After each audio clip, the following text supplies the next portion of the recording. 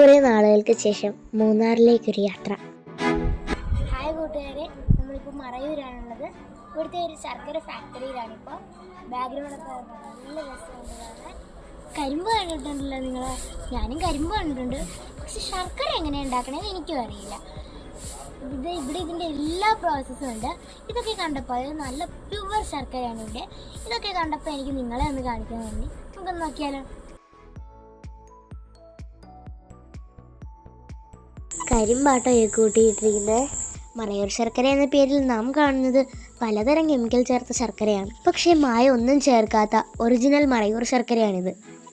മണ്ണുകൊണ്ടുള്ളൊരു വലിയ അടുപ്പാണിത്.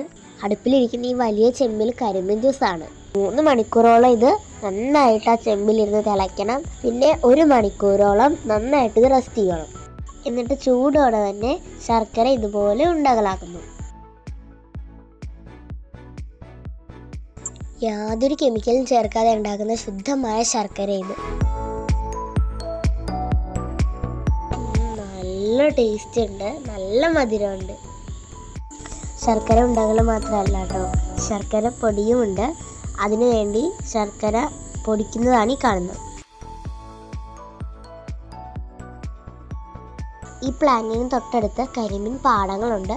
ഈ പാടങ്ങളിൽ നിന്നാണ് അവർ ആവശ്യമുള്ള കരിമ്പ് ശേഖരിക്കുന്നത്.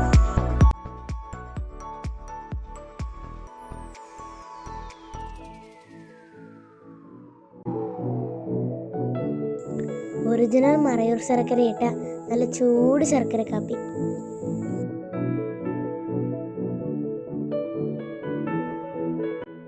മനസ്സ് കുളിർപ്പിക്കുന്ന ഒരു പിടി ഓർമ്മകളുമായി ഈ മൂന്നാറിൽ നിന്ന് വിട പറയുമ്പോൾ മറ്റൊരു പുത്തൻ അനുഭവവുമായി വീണ്ടും കാണാം.